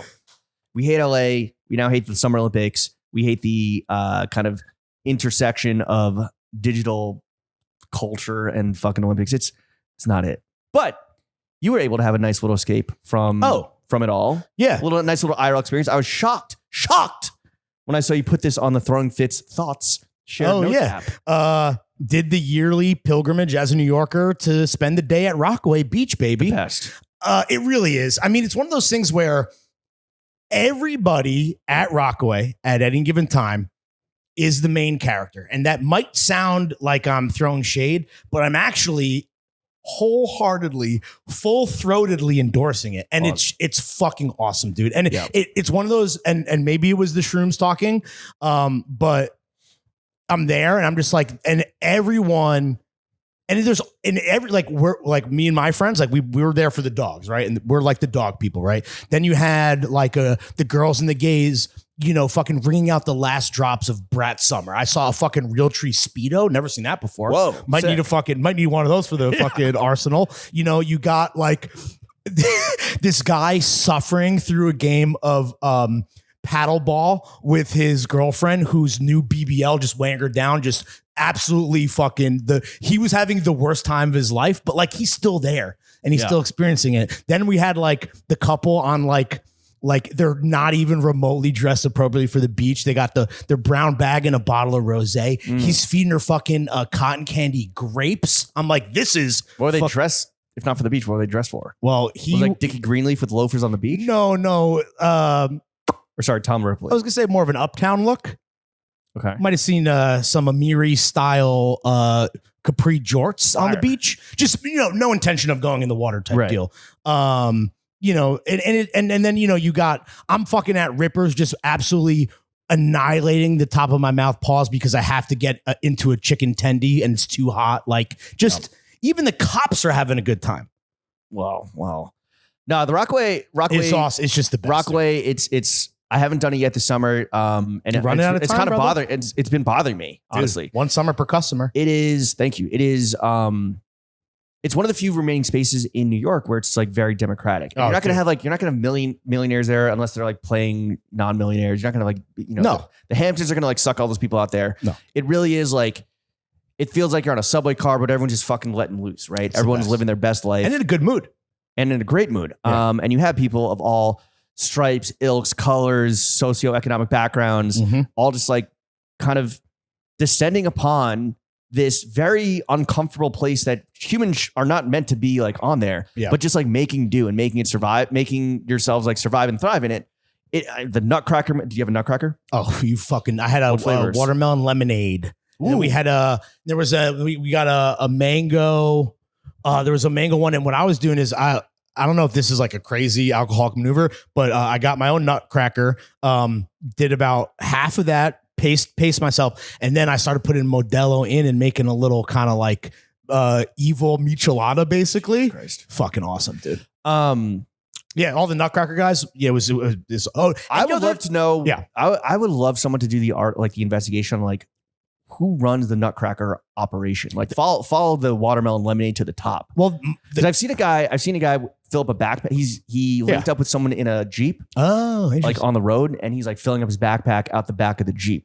But where's the Jeep getting the big batch? Who's bottling that shit? Who's batching it? You know, right. It really seemed like my read from this trip was that it seemed like a lot of independent operators, like the guy that sold to us, my man Chris, right? He said, listen, I'm out here. It's my niece's, she's going to college. First one in the family going to college. We got the graduation party. He's like, I want to make a little scratch today. He's like, and this could obviously absolutely be a lie. That we felt. Listen, I don't give a fuck because I want the Nutcracker either way. Like, I don't give a fuck. What did you like overpay? No. What are Nutcrackers going for this season? His were 20 bones. No. Sorry. 15. Was it a tall And he boy? didn't have change for a 20. Wow. It was a big one. But he's like, yes. Good he's for like, Chris, man. He's like, good for him for fucking finding the white ass suckers Oh yeah, on the hills of Rockaway Beach. With the dog crew. No, he was his shit was delicious. It was fantastic. Good fucking great consistency with the slush. And no, his thing was like, he's like, nothing worse than a hot nutcracker though. I will say that. No. You gotta bring cool to the beach. But he was like, I'm gonna make some scratch. He's like, I'm gonna pick up a bunch of provisions for the graduation party. Then he's like, I hope to send my niece off with like a nice little fucking parting gift, you know? Nice. So listen, I believed it. I believed Chris. There's one special Chris nutcracker. with one-eyed Chris. I believed him, bro. Rockaway's great. Yeah. It's just a party. It's very egalitarian, very democratic, like I was saying. Parking is a bitch. But I found a lot that has become my go-to lot. It's $20 for the day, and you get a free hot dog. I like that. Well, and they fucking slop it up with like whatever topping, like with the melty ketchupy onions. Woo! My crew took 2 cars. We found some street parking, only about a 5-minute walk from the beach. We also left at 10 a.m. to get there. Like we definitely beat the rush. Apparently there's a dude who works at Key Foods that I think if you like, his thing is his hustle, you slip him a fucking $5, he makes sure that you can park in the Key Foods parking lot and you're not going to get towed. I don't know how effective that is, but like, just some intel for anyone. My thing is this, bro, taking the train there, not an issue. It's just that train ride home that I like fucking dread. So if you kind of need a friend with a car if you don't have a car yourself. No, that's not true. One summer I did Uber out, train back, and we were like, fuck, we should reverse it. It's train out, Uber back. I wonder how much that, I guess it'd be worth it at that point. Also, after getting cooked on the beach. You're splitting it like 3-4 ways. Like yeah, true. But I think that, the train home after getting, I guess you just sleep, right? After getting cooked and drunk all day, like. Yeah, I mean, the worst part, the last time I took the train home was like, well, it is a nice train ride home because it is like pretty empty up front, but then like you got to I had to like transfer to the L in like deep ass Bushwick or even like East New York. And then it's like, how much shit are you bringing it's all the shit you're carrying. And I have a fucking umbrella because I'm an umbrella boy. Feeling like a fucking clown. Yeah. That's, but I mean, well, it's not even, for me, it's just like, talk about a cumbersome fucking lug. You got to just fucking, I will say rippers, maybe it's because you only have it really realistically once a year. Bro, what a fucking, I was blown away. I forgot how good those fucking fries with their own in-house Old Bay style seasoning. I don't know. The fucking burger fucking burgers are hits. good. Burgers are good, but like you got to remember, everything tastes better on the beach. It really does. Especially beach beers, you've been swimming all day. Beach glizzies. You've been burning cal skis. Oh, dude, I was body surfing with the best of them, dude. I was on the no swimming side. Any Coney Island whitefish? No, not that I saw. But the surfers were out. There was a good swell that day. I want to give, nice. If you've stuck around with us for an hour 37, I want to drop some beach knowledge. This is secret. This is really secret. So this is for the heads, the ones that have stuck around for this long. And then we'll wrap it up here. There's a secret beach, which, there's two beach vibes, right? There's the Rockaway kind of like party atmosphere. You don't necessarily have to party yourself, but it's like, it's loud, it's laughter, it's blah, blah, blah. If you want the peaceful vibe, that's kind of hard to come by in New York's like immediate area. I didn't even know it existed. This is news to me. Peaceful beach vibe. Yeah, this is news. If you just want like waves crashing, reading under your umbrella, snoozing, maybe like some paddleball in the distance, but it's mainly just like relaxing and quiet. It's not the party vibe.